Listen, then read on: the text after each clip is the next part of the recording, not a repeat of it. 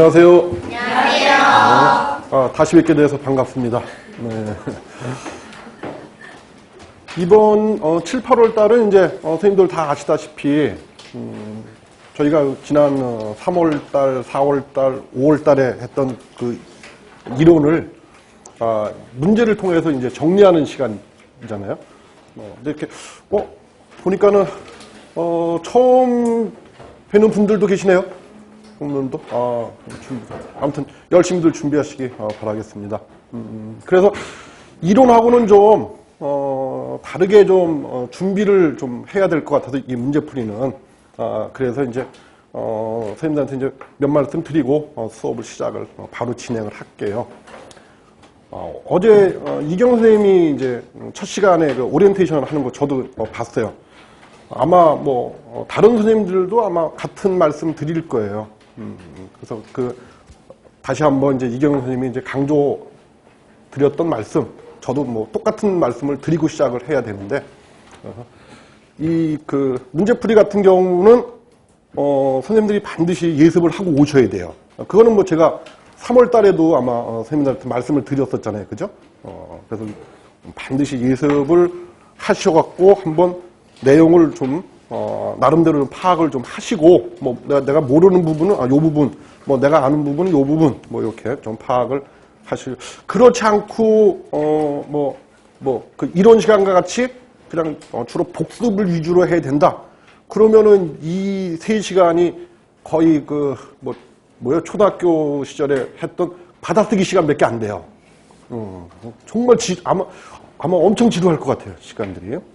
그래서 이제 그런 것들을 좀 강조드리고요.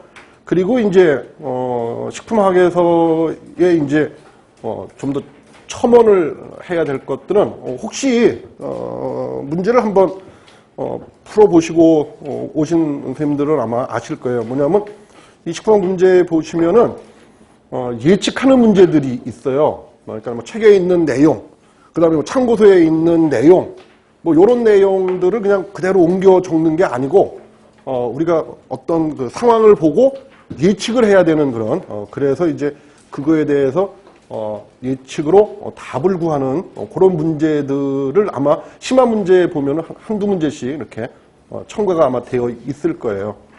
그래서 이제 그런 것들도 좀 신경을 좀 쓰시고요. 그리고 어제 이경 선생님도 강조하신 것 같은데 이 서술형 답을 적을 때요, 가장 중요한 게 그 채점자가 정확히 인지할 수 있게끔 적으셔야 돼요. 그냥 뭐 내용 쭉 흘려갖고 쭉 이렇게 적으시면은 그거 좀 일일이 찾기가 되게 힘들 거예요. 그래서 요 문제에서는 뭐가 가장 핵심인 거다 하는 거, 그런 거를 이제 이번 7월 8월 동안에 한번 연습들을 한번 하는 그런 시간으로 가지시면 될 것 같아요. 자, 더 이상 말씀드릴 것도 없고요. 그래서 바로 수업을 진행을 하겠습니다. 319페이지의 수분 한번 보시죠. 그래서 크게 이제 저는 이제 세 부분으로 이렇게 나눠놨는데, 기입형 형태의 문제, 그 다음에 이제 서술형 문제 근데 두 가지 형태로 나눴어요. 하나가 좀 그냥 기본적으로 간단히 설명할 수 있는 거, 그 다음에 이제 예측을 포함한 이제 심화 서술 문제 이렇게 갖고 이런 부분으로 이제 나눠서 정리를 해놨으니까 한번 보시죠. 자, 기입형 문제부터 한번 볼까요? 1번 복수 분자막 형성 영역은 대부분 수분이 식품 구성 성분들하고, 자, 기억에 들어갈 말이 수소결합이겠죠. 그죠? 수소결합에 의해 유지가 되는 그런 영역이에요. 그죠? 그래서 이 영역에 있는 수분은 어떤 형태를, 복수분자층 형태를 이루고 있어요. 그죠? 또는 뭐 복수분자막이라도 뭐 상관없겠죠. 어떤 복수분자층, 니은에는 복수분자막 또는 뭐 복수분자층 이렇게 형태를 이루고 있고, 그리고 이 영역에 있는 대표적인 그 식품들이죠. 예를 들어서 뭐 잼, 곶감, 뭐 건포도, 방건 오징어. 그래서 이 복수분자층에 있는 이런 식품들은 자, 비교적 우수한 저장 안정성을 나타내며, 자, 이런 애들은 우리가 뭐라고 얘기를 하느냐 하면은 중간 수분 식품 이렇게 표현을 하죠. 그죠? 그래서 기억에 들어갈 게 수소결합, 니은에는 뭐 복수분자층 또는 복수분자막, 그 다음에 디귿에 들어갈 게 중간 수분 식품 이렇게. 그럼 보통 중간 수분 식품 그러면은 어느 정도가 돼야지 중간 수분 식품이 되는 거죠? 중간 수분 식품? AW로 보면은 0.65에서 0.85 사이. 그죠? 요 정도 되는 애들이고요. 그 다음에 이제 평형수분 함량으로 보면은 10에서 40% 정도 수분을 함유하고 있는 그런 식품을 우리가 중간수분식품. 그래서 중간수분식품이라고 하는 거는 AW 0.65에서 0.85 정도 되고요. 그리고 수분의 함량이 퍼센트 함량으로 따지면 10에서 한 40% 정도 가지고 있는 그런 식품들을 우리가 중간수분식품이라고 정의를 한다. 좀 알아두시면 되고요. 그 다음에 이제 2번 문제, 해리에너지. 해리에너지라고 하는 꼭 이제 정의가 나와 있어요. 뭐냐면 이온 화합물이 이온으로 각각 분리하는데 필요한 에너지. 어떤 이온 화합물을 우리가 또 다른 말로 뭐라고 표현한다고 말씀드렸죠? 이온 화합물을 우리가 다른 말로 염이라고 표현한다고 했잖아요. 염.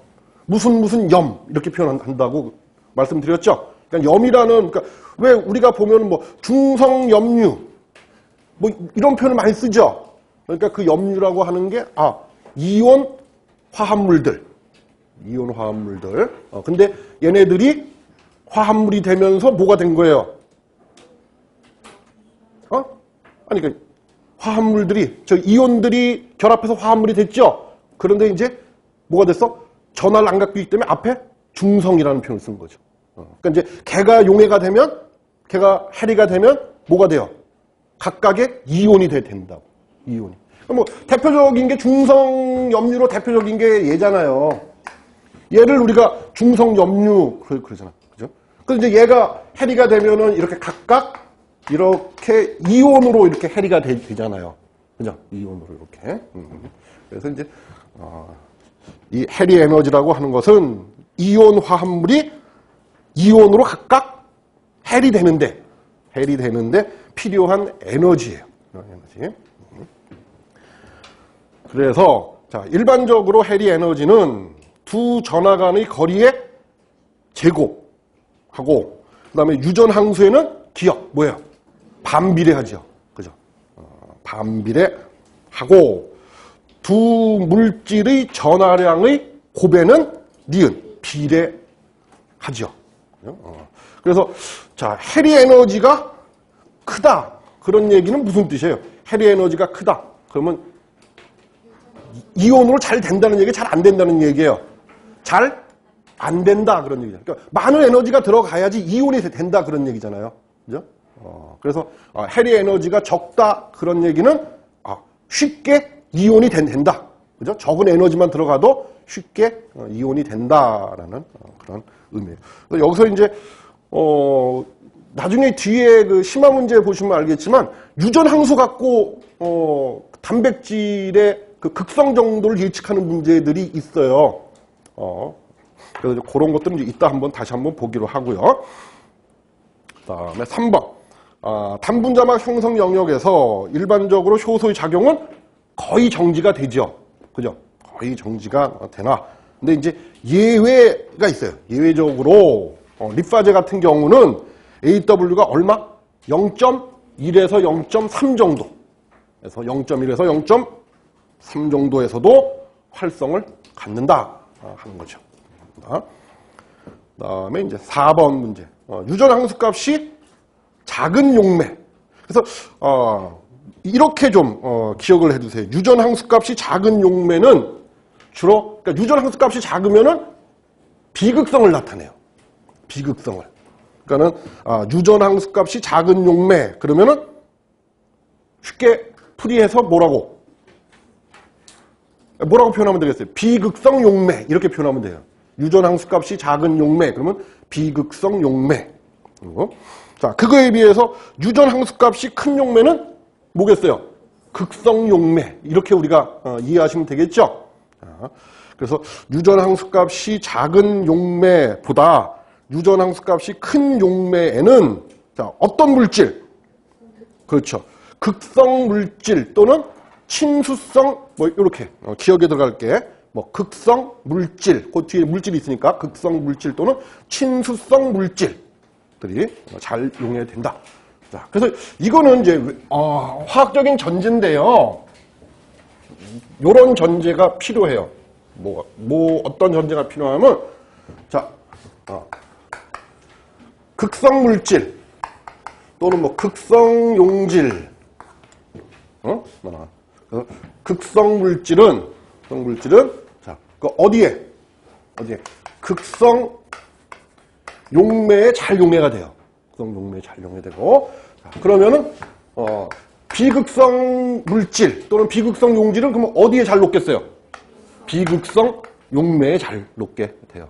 그래서 왜 그러느냐 하면은 서로 비슷한 분자 간의 친화력을 갖고 있기 때문에 그래요. 그래서 극성 용매는 극성 용질이 잘 녹고, 비극성 용매는 비극성 용질이 잘 녹아요. 그래서 그 이유가 뭐냐? 그거 알아봤더니 그 이유가 뭐야? 서로 비슷한 분자 간의 친화력을 갖고 있기 때문에 그렇다. 그런 거죠. 그래서 그러니까 뭐 예를 들어서 이제 극성 용질이에요. 극성 물질이고, 자, 극성 물질을 그래 여기다가 자 비극성 물질에다가 비극성 용매에다가 우리가 녹이려고 그래요. 그러면 서로 뭐예요? 서로 분자 간의 친화력이 서로 없어요. 그지? 서로 분자 간의 친화력이 없다고. 그래서 안 녹는다 그런 얘기예요. 그래서 극성 용매에는 극성 용질이 잘 녹고 비극성 용매에는 비극성 용질이 잘 녹게 된다. 자, 아무튼 또 하나 4번에서는 이제 우리가 기억해 둘 게 유전 항수값이 작은 용매는 주로 비극성을 나타내고, 그리고 유전 항수값이 큰 애는 주로 극성을 나타낸다 하는 것을 좀 알아두세요. 그다음에 이제 기입형 문제는 간단히 이렇게 정리를 해봤고요. 그다음에 이제 기본 서술 문제 한번 보죠. 식품에서 수분의 기능에 대해서 서술하시오. 너무 야박하게 1, 2, 3, 4, 5번 이렇게 번호를 주어줘 버렸어. 5가지 쓰라는 얘기 아니에요, 그죠? 5가지 다. 자, 그러면 이제 선생님들이 정리하셨던 거 하고 제가 정리했던 거 하고 한번 비교를 한번 해 보시죠. 일단 첫 번째 뭐에 대한 얘기를 해야 되느냐 하면 용매로 작용할 수 있다는 얘기를 적어야 돼요. 그래서 식품 중 화학적 변화에 용매로 작용을 한다. 그죠? 그래서 첫 번째 기능은 용매의 기능을 반드시 적어줘야 돼요. 그래서 식품 속에서 일어나는 화학적 변화에 얘가 용매의 기능을 가지고 있다. 그 다음에 이제 두 번째 기능으로는 운반체 기능을 갖고 있다. 그죠? 운반체. 그래서 예를 들어서 영양물질이라든지 또 산소라든지 또는 노폐물이라든지 이런 것들을 운반하는 그런 운반체로서의 기능을 하고 있다 하는 이제 그런 두 번째 기능. 그 다음에 이제 세 번째 기능으로는 조절할 수 있는 조절 기능 및 열을 전달해 줄 수 있는 전달 수준. 그죠? 전달 수단의 기능을 갖고 있다. 그래서 조절 기능 및 열 전달 수단. 그래서 뭐를 주로 조절을 하느냐? 한번 써볼까요? 한번 뭐를 주로 조절을 하죠? 용매. 그 다음에 두 번째가 운반체. 그 다음에 이제 세 번째가 조절 기능을 하는데 체온. 그 다음에 체액의 pH 및 삼투압. 이런 거 이제 조절을 할 수 있는 기능을 갖고 있잖아요. 그리고 이제 이거 이외에 및 열을 전달할 수 있는 전달 수단이 된다. 그 다음에 이제 네 번째로서는 뭐 가장 어떻게 보면은 제가 이론 시간에서도 그때 말씀드렸다시피 이 수분의 기능 중에서는 이거 4번, 5번이 굉장히 중요한 기능이잖아요. 그죠? 5번, 5번 같은 게. 그래서 얘 같은 경우에는 이제 고분자 화합물들이 있죠. 고분자 화합물들. 고분자의 그때 개념이 뭐라고 말씀드렸었죠? 고분자의 개념. 늘 고분자라는 표현을 되게 많이 쓰잖아요. 그죠? 근데 그 정의가 있을 거 아니야. 아, 이 정도가 되면 고분자라고 표현을 한다. 분자량이 10,000 이상 되는 애들이에요. 분자량이 10,000 이상 되는 그런 물질들을 우리가 고분자 이렇게 표현한다고. 그래서 이제 고분자 화합물, 뭐 대표적인 게 뭐예요? 고분자 화합물로 전분, 또 그다음에 단백질, 그다음에 또 뭐 지질, 뭐 이런 게 있을 거 아니겠어요? 그죠? 그런 애들이 다 고분자잖아. 그래서 아무튼 이 고분자 화합물을 내가 어떻게 해요? 물이 콜로이드 상태로, 그죠? 고분자 화합물. 뭐 그래 예를 들어서 뭐 전분, 그다음에 단백질, 뭐 지질은 뺄까? 뭐 포함해도 상관없어요. 지질은. 자, 이런 고분자 화합물을 어떤 상태로 그죠? 이 콜로이드 상태로 이게 이제 굉장히 중요해요. 여기 있는 표현이 뭐라고 해야 돼요? 여기? 아니에요. 그게 아니야. 여기 뭐냐면 얘가 중요한 얘기야. 분산시킨다는 거. 용해시키는 게 아니에요. 콜로이드 상태로 분산을 시키는 거예요. 고분자 화합물은. 그래서 이 다음번에 보면 이제 어떻게 용해시키는가 이렇게 문제는 그렇게 물어볼 수 있어요. 어떻게 용해시키는가 이렇게 물어보면 어떻게 용해시킨다? 분산시킨다 이렇게 표현을 해야 돼요. 분산시킨다 이렇게. 그 다음에 이제 5번째가 생체 고분자 구조. 그죠? 생체에 있는 고분자 구조. 뭐가 있을까요? 생체에 있는 고분자 구조. 그러면, 뭐 대표적인 게 단백질 구조들이죠. 그죠? 그래서 이제 거기에 물이 관여를 한다고. 거기에 물이. 관여하는 기능을 갖고 있다. 그래서 어떻게 무슨 기능을 하죠? 고분자 구조 유지에 관여를 해요. 뭐로 관여를 해? 수소결합을 통해서. 자, 단백질의 2차 구조.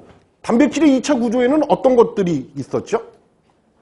단백질의 2차 구조. 어떤 구조? 헬릭스 구조하고 또 베타 병풍 구조. 베타 플레이트 구조 이렇게 크게 두 가지가 있었잖아요. 그 구조가 뭐 때문에 유지가 되는 거예요? 알파 헬릭스 구조나 그 다음에 베타 시트 구조 같은 게 어떤 힘에 의해서 수소결합에 의해서 그 구조가 유지가 된다고 생각을 해요. 그런 구조에 관여하고 그 다음에 뭐 단백질의 3차 구조 구 형태잖아요. 그죠? 거기에도 뭐가 관여를 해? 수소결합이 관여를 한다. 그래서 생체 고분자 구조 유지에 또 이 물이 수소결합을 통해서 관여를 한다고요. 수소결합을 통해서 관여를. 그래서 뭐 간단하게나마 이렇게 정리를 했을 것이고, 그래서 뭐 만약에 뭐 이렇게 5가지 뭐 이상 또는 뭐 3가지 이상 뭐 이런 표현으로 나온다고 하면 거기에 맞춰서 그냥 정리들을 하셔야 되는데, 아무튼 핵심적인 게 그 용매, 그 다음에 운반체, 조절, 열 전달, 그 다음에 콜로이드, 그 다음에 고분자 구조 유지. 요게 핵심 단어들이에요. 그래서 그런 것들이 반드시 들어가 줘야 돼요. 그런 것들이. 그래서 이제 그렇게 정리들을 한번 뭐 선생님들이 하셨던 거하고 한번 비교 한번 해 보세요. 그다음에 이제 320페이지에 보시면 2번 물 분자가 다이폴 구조, 즉 쌍극자 구조를 갖는 이유, 그리고 이 성질로 인해서 분자 간의 결합을 우리가 무엇이라고 하느냐, 두 가지를 물어본 거잖아요. 그죠? 자, 물 분자가 쌍극자 구조를 갖는 이유하고, 그리고 그것 때문에 만들어지는 결합을 무슨 결합이라고 하느냐, 이렇게 두 가지를 물어봤어요. 자, 그래서 첫 번째가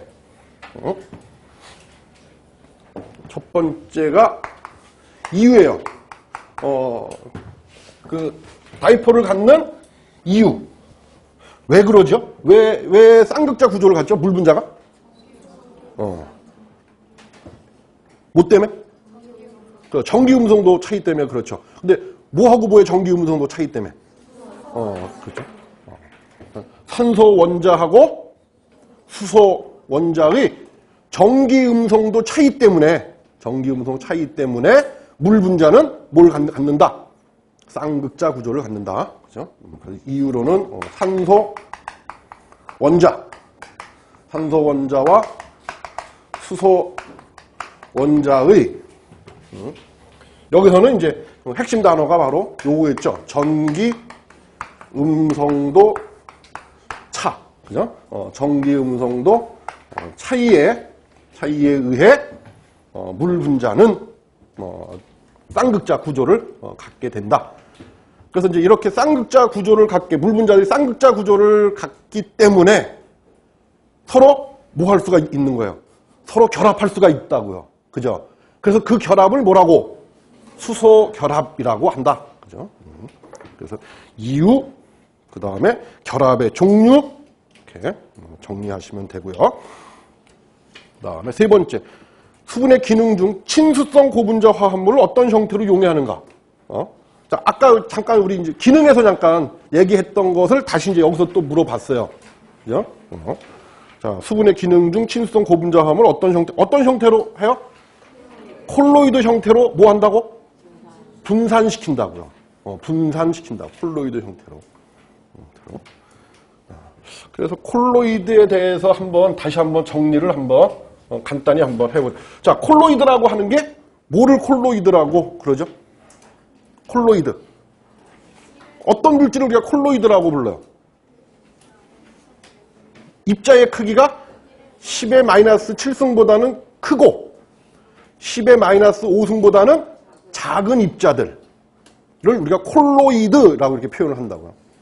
입자의 크기가 10의 마이너스 7승보다는 크고 10의 마이너스 5승보다는 작은 입자로 구성이 되어 있는 그런 입자들을 우리가 뭐라고? 콜로이드라고 하는 용어를 써요. 콜로이드. 자, 그런데 이 콜로이드는 뭐에 의해서 우리가 분류를 할 수가 있느냐 하면은 함수량의 차에 의해서 우리가 콜로이드를 분류할 수가 있죠. 두 가지로. 뭐뭐로? 그렇죠. 조라고 겔로 이렇게 분류를 하잖아요. 그죠? 그러니까 콜로이드가 물을 얼마큼 갖고 있느냐에 따라서 우리가 콜로이드를 두 가지로 분류를 하는데, 그 하나가 졸이라고 하는 거고 또 하나가 겔이라고 하는 거다. 그런 얘기잖아요. 그죠? 그래서 졸이라고 하는 것은 뭐예요? 콜로이드가 뭐 한 거예요? 유동성을 갖는 거예요. 콜로이드가 유동성을 갖는 것을 우리가 졸 이렇게 얘기를 한다. 그래서 대표적인 식품의 예로는 우리가 뭐를 들어요? 우유를 들죠. 우유. 그러니까 우유 속에 들어있는 고분자 화합물 뭐가 있을까요? 우유 속에 들어있는 고분자 화합물 뭐 카제인뿐만이 아니겠죠. 단백질, 또 그 다음에 유지방, 그런 애들이 어떻게 돼 있다고요? 졸 상태로 분산되어 있다고. 졸 상태로. 그 다음에 이제 함수량 차이에 의해서 콜로이드의 유형이 이제 두 번째 겔이라고 하는 게 있어요. 그죠? 얘 같은 경우에는 뭐예요? 어떤가? 이게 콜로이드가 유동성을 상실하게 돼요. 그러니까 유동성을 상실한다는 얘기는 이렇게 수분의 함량이 어떻게 된다는 얘기예요? 줄어든다 그런 얘기지, 그지? 콜로이드가 유동성을 상실하여 일정한 형태를 갖고 있는 거, 일정한 형태 또는 뭐 일정한 모양을 갖고 있는 거를 우리가 뭐라고? 겔이라고 한다. 그래서 대표적인 식품의 예로는 뭐가 있어요? 그렇죠. 묵, 젤리, 푸딩 뭐 이런 것들이 대표적인 그런. 그래서 아마 이제 이거 풀다 보시면은 이제 이런 문제가 사실은 그 조리 원리하고 이 식품학은 이제 어차피 뭐 조리 원리하고 컨버전 되어 있는 그런 과목이기 때문에요. 그래서 뭐 그 조리 원리 책을 제가 잠깐 한번 본 적이 있는데 거기 보니까는 요 문제에서 그러니까 무슨 된장국 얘기도 나오고 막 그래요. 그래서 아 이건 또 역시 먹는 거랑 좀 다르구나 이렇게 그렇게 생각을 한 적이 있었는데 아무튼 이제 뭐 그런 형태의 유형, 그러니까 어떻게 물어보느냐에 따라서 얘는 정말 조리 원리하고 컨버전 해갖고 선생님들이 정리를 하셔야 될 거예요. 그러면 4번 문제 한번 보시죠. 자, 식품의 등원 흡수 탈습 곡선의 형태. 어떤 형태가 되어 있고, 그 다음에 두 곡선이 일치하지 않는 현상, 그 다음에 그 이유, 세 가지를 물어봤어요. 그죠? 첫 번째는 식품의 등원 흡수 탈습 곡선의 형태. 등원 흡수 탈습 곡선의 형태는 어떤 형태로 되어 있죠? 요거는 그냥 책에 있는 내용 그대로일 텐데, 이거는 S자형으로 되어 있죠. 등원 흡습 곡선이나 등원 탈습 곡선. 근데 이제 곡선이 누가 더 위에 있어요? 탈습 곡선이 위에 있다는 거 항상 기억해 두셔야 돼요. 그래서 탈습 시 나갔던 수분이 흡습 시 전량 다 들어오질 못해요. 그죠? 그 다음에 두 번째가 두 곡선이 그러니까 흡습 곡선하고 탈습 곡선이 일치하지 않는 현상을 우리가 뭐라고? 이력 현상. 그죠? 이력 현상이라고 부르잖아요. 이런 거. 시스테릭, 아이고. 이펙트, 이렇게. 이력 현상. 이렇게. 그 다음에 세 번째, 뭐예요? 이렇게 일치하지 않는 이유. 뭐예요? 일치하지 않는 이유.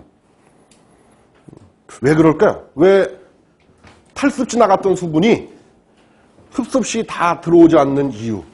그래서 이거에 대한 설명을 한 그 모델이 두 개가 있죠.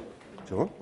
그건 뭐 뒤에 있다 나오니까 하고. 자, 일단 탈습 시 나갔던 수분이 뭐 흡습 시 다 안 들어오는데 그럼 그 이유가 뭐냐? 그래서 저는 자, 탈습 과정 중에서 조직이 어떻게 돼요?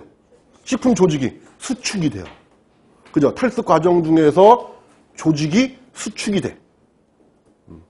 그러면은 수축하게 되면은 뭐예요? 수축하게 되면 모세관이 변형이 돼. 그죠? 모세관이 변형되지 않겠어요? 그래서 수분의 가역적인 흡수가 불가능하기 때문에 그렇다. 그러니까는 자, 세 번째가 이렇게 탈습을 하게 돼요. 그러면은 이제 예를 들어서 이렇게 식품이 이렇게 있었는데 얘가 탈습을 하게 된다 그런 얘기잖아요. 그러면 당연히 수분은 어딜 통해서 빠져나가요? 이 식품 표면에 있는 모세관을 통해서 빠져나가게 될 거란 말이에요. 그죠? 그러면 이제 수분이 빠져나가니까는 당연히 이렇게 조직이 이렇게 수축하게 될 거예요. 그죠? 이렇게, 아니, 왜 우리가 뭐 일반적으로 식품 건조하게 되면은 이렇게 수축하잖아요. 수축하게 되면. 자, 그래서 이렇게 탈습 과정 동안에, 이 모세관이, 조직이 수축이 돼요. 그래서 그 결과, 뭐예요? 모세관이 변형이 돼요. 모세관이. 자, 어차피 나갔던 수분이 다시 들어오려고 해도 뭐를 통해서 들어와야 돼요? 그걸 모세관을 통해서 들어와야 될 거 아니겠어요? 근데 걔가 변형이 돼 버린다고. 그래서 모세관에 즉 수분이 흡착할 수 있는 장소가 적어져. 네? 근데 이제 여기서는 그냥 간단히 이렇게 표현을 저는 그래서 했어요. 모세관이 변형이 돼. 그래서 수분의 가역적인 흡수가 불가능하기 때문에 뭐가? 이력 현상이 생긴다. 이렇게.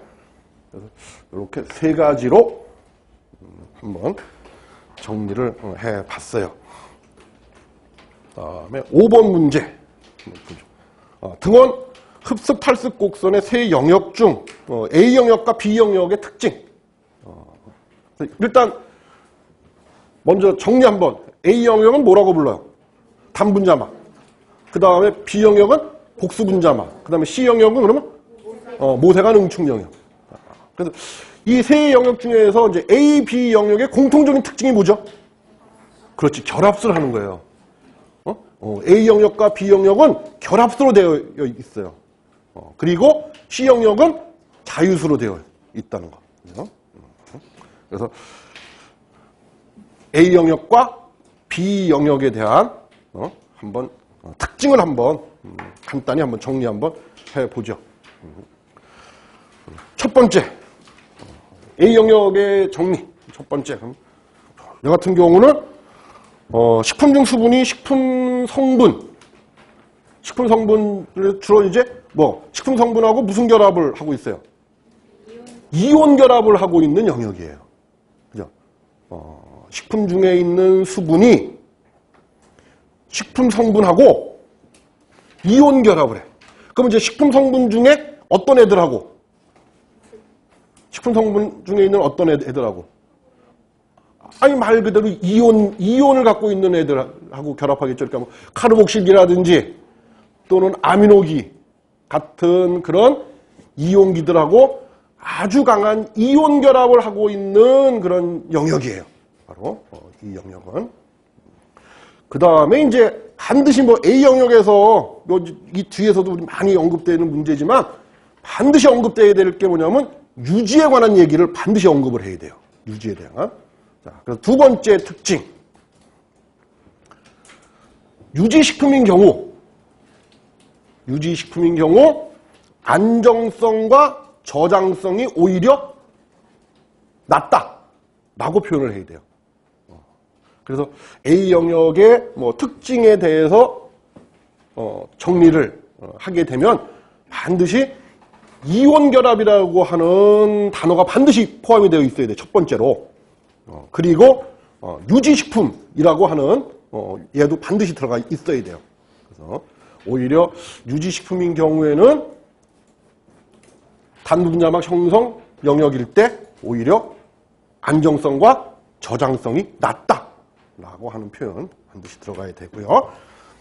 자, 그 다음에 이제 B 영역 같은 경우는 여기는 복수분자막을 형성하는 영역이죠. 복수분자막을 형성하는 영역이고, 그리고 얘는 이 식품 중에 있는 수분이 뭐하고, 그러니까 즉 단분자막에 있는 수분이 다른 수분하고 수분과 수분 사이의 결합, 무슨 결합이에요? 수소 결합을 하고 있는 영역이에요. 그죠? 식품 중에 있는 수분이 다른 수분하고 수소 결합을 하고 있는 영역이라는 표현. 그러니까 수소 결합이라고 하는 표현이 반드시 B 영역에서는 들어가 줘야 돼요. 그 다음에 이제 세 번째가 건조식품의 경우라는 표현이 들어가야 돼요. 건조식품의 경우. 안정성이 가장 좋은 영역. 건조식품인 경우 안정성이 가장 좋은 영역. 그래서 우리가 이 영역을 또 뭐라고도 요렇게도 표현을 하지요. 요렇게도 표현을 해요. 그러면 최적 수분 함량 영역. 요렇게도 표현을 한다. 최적 수분 함량 영역. 이렇게. 그래서 A 영역하고 B 영역에 대한 그런 특징들을 한번 정리를 한번 해 봤고요. 그 다음에 이제 뭐 A 영역, B 영역 뭐 이런 나눌 때 반드시 언급되는 게 바로 이 비트 포인트죠. 비트 포인트. 그래서 비트 포인트의 정의하고 유지 3패가 억제되는 이유. 왜냐면 단분자막일 때는 유지의 3패가 어떻게 된다고 그랬어요?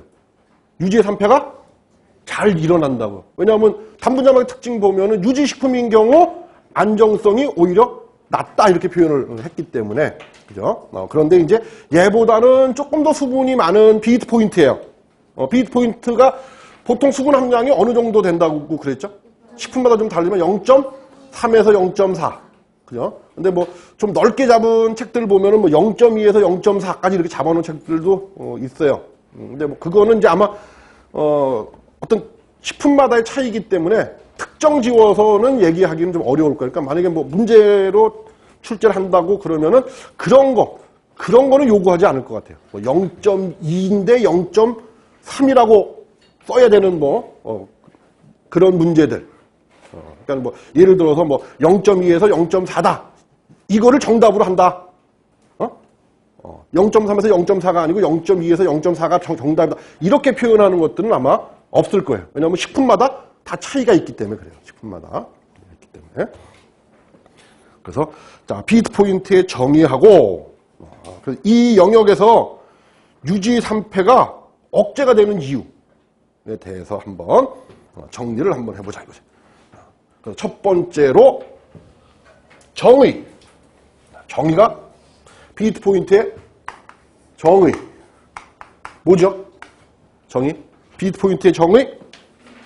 자 물 분자들이 균일하게 하나의 분자막을 형성하는 영역. 물 분자들이 균일하게 하나의 분자막을 형성하는 영역. 그래서 그 그림도 아마 있을 거예요. 어디 있냐면은요. 324페이지 한번 보세요. 거기 책에 324페이지에 12-1번이라고 하는 문제 한번 보시면 문제. 거기 보시면은 로마 글자 1 있고요. 오른쪽에. 그죠? 로마 글자 1 있고 그 다음에 화살 표시로 이렇게 위로 올라가는 화살 표시 있죠. 그죠? 바로 요게 비트 포인트예요. 이게 비트 포인트. 정의를 어떻게 쓸 거냐? 물 분자들이 균일하게 하나의 분자막을 형성하고 있는 영역을 우리가 비트 포인트다 이렇게 얘기를 한다고. 그 다음에 이제 이유. 정의는 그렇고 자, 이 영역에서 유지 3패가 억제되는 이유에 대해서 한번 써봐라 그런 거죠. 자, 그래서 저는 세 가지로 일단 정리를 해봤어요. 선생님들은 뭐 더 추가하실 거 있으면 더 추가하셔도 되고요.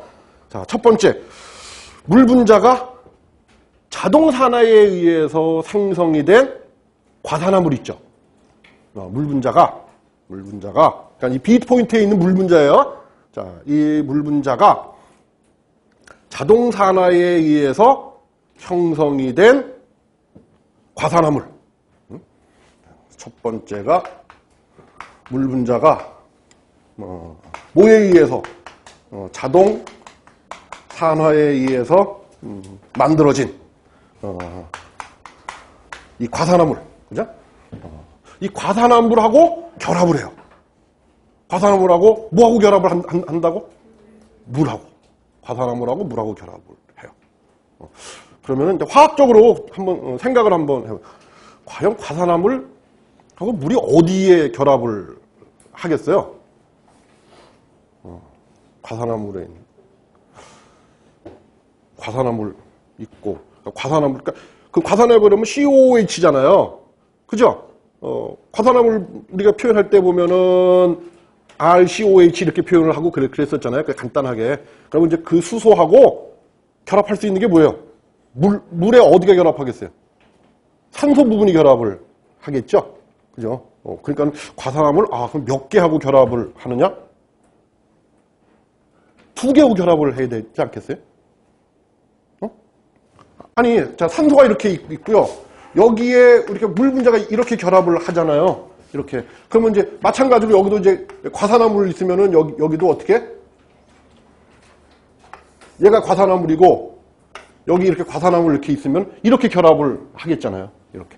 이렇게. 그래서 이제 뭐를 만드느냐? 이렇게 이제 과산화물이. 그래서 이제 이것까지는 뭐 안 적으셔도 되고요. 아무튼 자, 물 분자가 자동 산화에 의해서 형성이 된 과산화물. 그죠? 그 과산화물하고 결합을 해요. 결합을 한다. 수소 결합을 해요. 그래서 수소 결합을 해서 복합체를 형성을 해요. 합체를 형성을 한다고. 그래서 그 결과 이제 어떻게 과산화물의 분해를 저해시켜요. 과산화물의 분해를 전해시킨다. 그렇기 때문에 뭐 유지의 3패가 억제된다. 이렇게 표현을 하는 거예요. 그래서 요 비트 포인트일 때 유지 3패가 억제되는 이유 첫 번째, 물 분자가 자동 산화에 의해서 만들어진, 그러니까 만들어진다. 자동 산화에 의해서 생성된 과산화물하고 수소 결합을 하게 돼. 수소 결합을. 그래서 수소 결합을 해서 복합체를 만들어요. 복합체를 만들어서 과산화물의 분해를 저해시키기 때문에 유지 3패를 억제할 수 있다.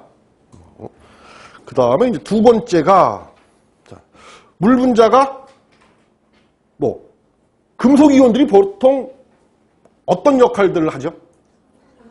산화 촉진제, 그죠? 산화 촉매제인, 물 분자가 산화 촉매제인 금속 이온하고 결합을 해요. 이번에는. 금속 이온하고 결합을 해서, 자, 어떤 형태의 물질을 만들어? 금속 수산화물의 형태를 만들어버려요. 금속 수산화 형태의 물질을 만들어버린다고. 그래서, 뭐, 촉매 작용을 억제하기 때문에. 자, 다시 한번. 자, 물 분자가 금속 이온하고 결합을 한다고요. 그죠? 금속 이온. 근데 이제, 물 분자가 산화 촉매제인, 또는 뭐 산화를 촉진하는 금속 이온하고 결합을 해. 금속 이온하고. 그래서 어떤 형태를 만드느냐? 금속 수산화물을 형태로 만들어요. 금속 수산화물 형태를 만든다고. 그래서 그 결과 뭐 한다? 촉매를 억제하기 때문에. 그래서 유지 3패를 억제시킬 수 있다. 그 다음에 이제 세 번째, 가장 대표적인 얘기죠. 뭐야? 세 번째. 산소의 유입이 방지돼요. 왜? 왜 그러죠? 자, 유지식품이 이렇게 있으면 하나의 그냥 단일한 분자층을 이렇게 쫙 만들어버렸으니까, 그죠? 직접 산소하고 유지식품하고 뭐, 접촉을 억제할 수 있죠. 억제할 수 있다고. 그래서 산소의 유입 방지. 이렇게. 그래서, 비트 포인트일 때, 유지의 3패가 억제되는 이유, 과산화물하고 복합체를 형성을 해서 3패를 억제한다. 그 다음에 산화 촉매를 하고 있는 금속을 다른 형태의 물질로, 금속 수산화물 형태로 만들어서 산화를 억제한다. 그리고 산화에 꼭 필요한, 절대적으로 필요한 산소의 유입을 차단해서 억제시킬 수 있는 영역이기 때문에, 그래서 유지 3패가 억제가 된다라고 정리를 하시면 되고요. 그 다음에 이제 7번 문제. 수분 활성도가 큰 경우 유지의 산화가 증가하는 이유. 그러니까는 지금 아마 선생님들 2000 몇 년도 여기 저희도 이 기출 문제 16번 문제가 325페이지 16번 문제가 얘가 기출 문제잖아요. 네, 그렇죠. 이건 뭐 다들 풀어보셨을 텐데. 자, 그래서 여기 지금 이제 요 곡선이에요, 이게. 그 A곡 곡선 있죠? 325페이지. 325페이지에 보시면, 거기 보면은 그 A 곡선이 그 유지 3패 곡선이잖아요, 이게. 그러면 거기서 보시면은 이제 유지 3패가 가장 낮은 부분이 얘가 뭐겠어요? 이게 이제 비트 포인트일 거고, 그죠? 그래서 비트 포인트보다 아무튼 AW가 낮거나 높으면 어떻게 되세요? 유지 3패가 이렇게 증가하잖아요, 그죠? 증가하는. 그래서 이제 물어본 게 여기 7번 문제에서 뭘 물어봤냐면, 자, AW가 큰 경우 유지 산화 속도가 증가하는 이유. 그러니까 비트 포인트보다 AW가 더 높은 경우 유지 3패가 증가되는 이유가 뭐냐? 저는 두 가지로 정리를 해봤어요. 자, 첫 번째, 금속 이온이 확산이 돼요. 확산. 즉 산화 촉매제인 금속 이온의 확산 증가. 왜냐하면 이 금속 이온들은 어디에 존재를 해요? 주로 식품속 금속 이 수분층 있죠. 수분층의 그 경계층에 얘가 있어요. 주로 그 금속 이온들이 주로 거기에 존재를 한다고. 그러니까 수분의 양이 많아지니까 얘가 그만큼 이동이 더 쉬워지겠죠. 근데 또 너무 많으면은 뭐예요? 물이 너무 많으면은 희석이 돼버린다고. 오히려 또 너무 많아. 그래서 아마 선생님들 갖고 계시는 이 문제는 이제 그냥 계속 올라가는 걸로 되어 있지만, 아마 다른 교재들이라든지 뭐 이런 책들 보시면은 아마 AW가 올라갈수록 다시 또 유지 3패 곡선은 또 밑으로 이렇게 내려가는 이런 유형으로 아마 이렇게 그림들이 그려져 있을 거예요. 그게 이제 금속 이온이 너무 수분이 많으면 금속 이온들이 희석되기 때문에 작용을 못하기 때문에, 그러니까 촉매로서의 작용을 못하기 때문에 이제 그런 거예요. 아무튼 이제 여기는 이제 뭐 비트 포인트보다 좀 높은 거니까는 그냥 한 어느 정도 된다고 볼까요? 한 B영역 정도라고 생각을 하고 이제 정리를 하시면 될 거예요. 그래서 첫 번째로 산화 촉매제인 금속 이온의 확산이 증가하기 때문에, 그래서 AW가 증가하게 되면 유지의 3패가 증가한다. 그 다음에 이제 두 번째인 경우는, 요거는 좀, 아마 이런 시간에서도 우리가 말씀 나눴던 건데, 자, 전제 조건이 있어야 돼요. 다공성 건조식품인 경우. 그러니까 다공성 유지 건조식품이겠죠. 다공성 유지 건조식품인 경우. 자, AW가 증가를 하게 돼요. 그렇게 되면은 흡습을 해서 어떻게 돼? 팽윤이 돼요. 이 식품이 팽윤이 된다고. 그래서 팽윤이 되면은 당연히 산소의 흡수가 쉬워지겠죠. 그러니까 부피가 작은 것보다 부피가 큰 게 더 산소를 흡수할 수 있는 그런 양이 더 많겠잖아요. 그래서 촉진된다. 그래서 두 번째는 좀 전제로 해서 다공성인 그런 유지 건조식품, 또는 그냥 뭐 하긴 뭐 건조식품, 그래도 뭐 식품에는 다 뭐 갖고 있어요. 유지 갖고 있으니까, 지방 갖고 있으니까, 그죠? 이제 그렇게 그냥 제가 본 책에는 이렇게 그냥 다공성 건조식품 그랬는데, 그러니까 이건 이제 유지에 대한 얘기니까 다공성 유지 건조식품 이렇게 표현을 하는 것도 뭐 틀린 것 같지는 않아서 저는 유지라는 표현을 더 첨가를 했어요. 아무튼 다공성 유지 건조식품인 경우에는 팽윤이 돼. AW가 높아지면 팽윤이 된다고. 팽윤이. 그래서 팽윤이 되니까 뭐 당연히 부피가 증가하게 되겠죠. 그래서 산소의 흡수 속도가 그러니까 산소의 흡수가 쉬워지기 때문에, 용이해지기 때문에 그렇다. 이렇게 설명을 하면 되고요. 그 다음에 8번 문제. 자, 수분 활성도가 낮을 때 효소의 반응 속도가 억제 또는 정지되는 이유. 이번에는 뭐하고? AW하고 효소의 반응 속도에 대한 얘기예요. 자, 일반적으로 우리 식품에 관여하는 효소의 반응, 관여하는, 그러니까 식품의 반응에 관여하는 효소로 대표적인 게 어떤 애들이죠? 아니, 효소 분류 중에서 식품에 관여하는 대표적인 효소 분류. 식품에 관련한 건 두 가지밖에 없어요. 대부분이. 하나가 산화, 환원에 관한 효소들. 또, 그렇죠. 가수분해에 관한 효소들. 근데 이제 이 가수분해에 관한 효소들 있잖아요. 뭐 가수분해에 관한 효소들이든지 뭐 산화, 환원에 반응에 관여하는 효소들이든지 얘네들 같은 경우에는 주로 AW가 뭐 할수록 높을수록 효소의 활동이 커져요. AW가 높을수록. 수분 활성도가 낮을 때 효소의 반응 속도가 억제 또는 정지되는 이유. 자, 첫 번째로 기질의 이동이 불가능하기 때문에 그렇다. 기질의 이동이 불가능하기 때문에.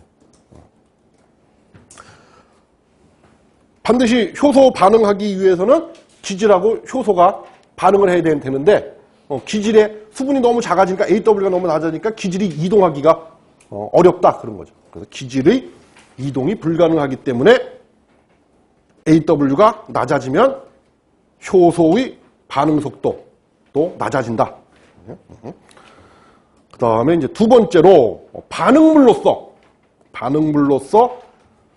수분의 이용이 불가능하기 때문에 반응물로서 수분의 이용이 불가능하기 때문에 그래서 AW가 낮아지면 효소의 반응 속도도 낮아진다. 근데 반응물로 대표적인 이제 예로 뭐가 그때 아마 우리 이론 시간에서도 했던데 뭐 했었죠? 두 가지 예를 들었었잖아. 그렇죠. 단백질의 펩타이드. 이 펩타이드 결합을 분해할 때 뭐가? 이 물이 반응물로 작용을 한다고. 물이 반응물. 왜냐하면 이 펩타이드 결합을 만들기 위해서 어떻게 했어요? 물이 한 분자 빠져나가면서 펩타이드 결합을 했잖아요. 그러니까 그 펩타이드 결합을 깨기 위해서는 다시 뭐가 더 들어가야 돼? 물이 첨가가 돼야 된단 말이야. 그지? 그런데 AW가 낮으면 반응물로서 물이 작용을 할 수가 없기 때문에 그렇다 하는 거고. 그 다음에 또 뭐 대표적인 게 또 하나가 뭐가 있었어요? 그렇죠. 그 지방의 에스터 결합 분해. 그죠? 에스터 결합을 분해. 그 지방의 에스터 결합할 때도 그리세롤하고 그 지방산으로부터 뭐가? 그렇죠. 물이 한 문제 빠지면서 결합한 게 그게 에스터 결합이잖아요. 그러니까 그걸 끊기 위해서는 다시 물이 첨가가 돼야 된다고. 그죠? 그렇다 하는 거. 그래서 이 두 가지로 설명을 간단히 드렸어요. 잠시 쉬었다가 다시 말씀드릴게요.